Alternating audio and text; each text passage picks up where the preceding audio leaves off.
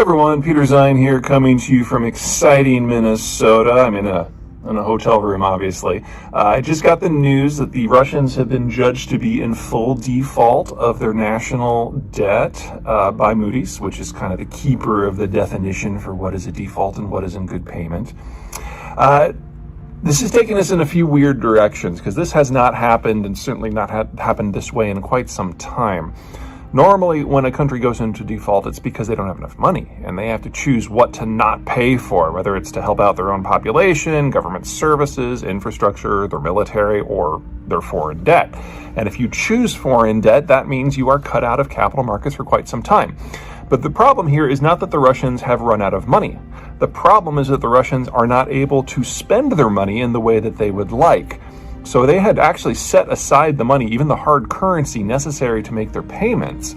But the United States has denied them access to the various financial plumbing of the American system in order to allow that money to get to the actual bondholders.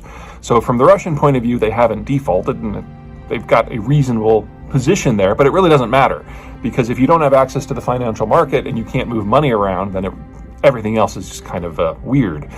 But that does mean that investors are looking at this differently. This is not a situation where the Russians can just put a bunch of money into a FedEx envelope and send it off. You actually have to have the plumbing for the billions of dollars that have to move every month.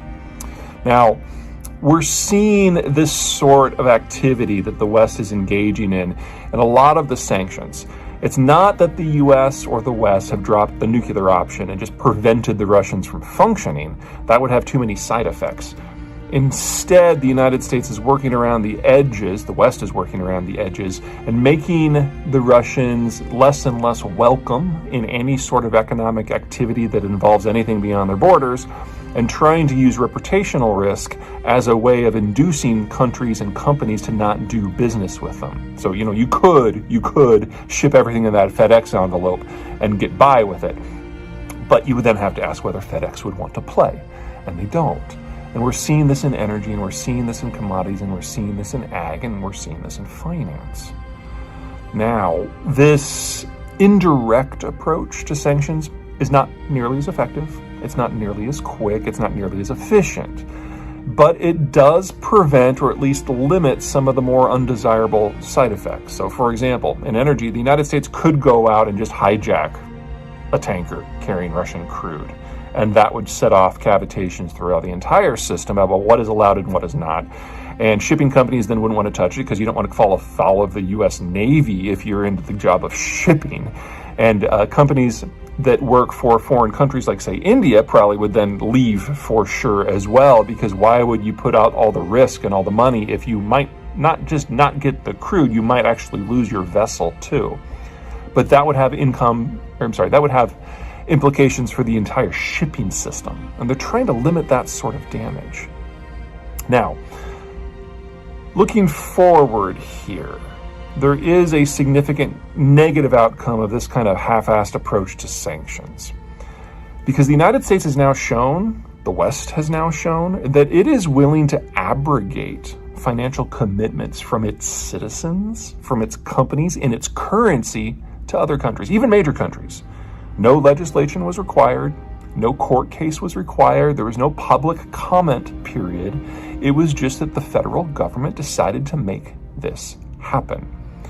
I'm not overly concerned about the impact that this will have on the willingness of foreign countries to raise money and issue debt in the American market, because it's not like there's a lot of other places to go. All of the world's hard currencies are following the U.S. lead here, every single one of them. So there is no back marketplace you can go. But there is a definite point of concern for the American investors that were willing to go into foreign countries in the first place. Their concern has always been about legal protection and rule of law in places like China or Russia or Venezuela or wherever else. But it never occurred to them that there might have actually been a risk on the American side of that equation. Because now they have to consider that not only will the United States not potentially provide them with legal protection on the American side should something go wrong in the foreign country, but the US government might actually be the reason that the investment fails because of a decision made by fiat. That's something that hasn't been true since before World War II, but suddenly now is again. This is going to redirect a lot of capital away from the world's developing and frontier markets, because all of a sudden they don't have a method to do it safely. And it doesn't matter if they've got a well-written bond agreement, doesn't matter if they've got an army of lawyers. If the controller of the global currency says no, the answer is no. And that's something they now have to factor in. And so if you're looking to borrow money on an American exchange, all of a sudden, you're going to have to work a lot harder to get American and Western investors to go along with it, because they no longer have that backstop of guarantee that they're used to. And that changes everything for the developing world. Now, the boomers are the largest generation we have ever had in not just the United States, but across the entire industrialized world. And they are on the verge of retirement. This has been coming since 1965. We've always known that this was the day where the majority of the boomers, or this was the year where the majority of the boomers would have moved into mass retirement. And there are two big outcomes here. The first obviously has to do with labor markets. We are losing our largest generation ever, our biggest chunk of workers ever, and they're being replaced by a very small generation known as the Zoomers. Now, those are people aged 2 to 22. The problem is that there just aren't very many Zoomers at all, and that gives us a worker shortage in calendar year 2022 of about 400,000 people.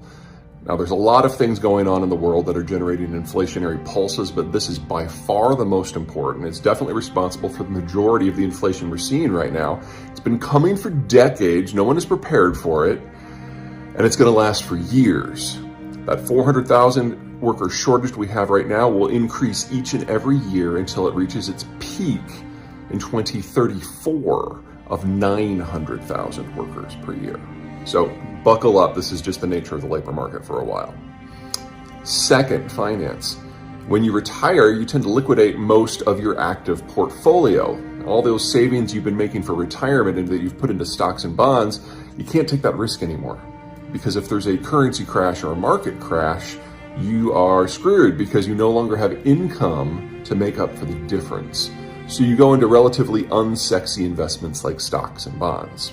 Now again, we've known that this day was going to come since the last of the boomers were born in 1965, and we're not ready. And this is driving up the cost of capital, and unfortunately it's happening at exactly the same time that the business cycle seems to be turning over as well.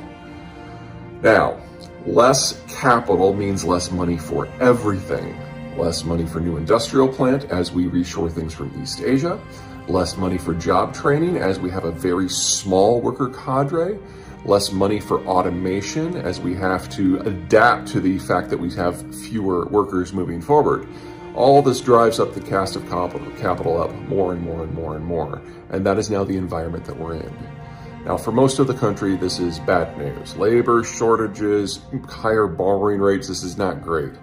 But if you happen to be Gen X, it is our time to shine, because we are now the experienced labor market, and there's very few of us. So we're seeing the highest increases in our compensation rates ever in American history, which is fantastic.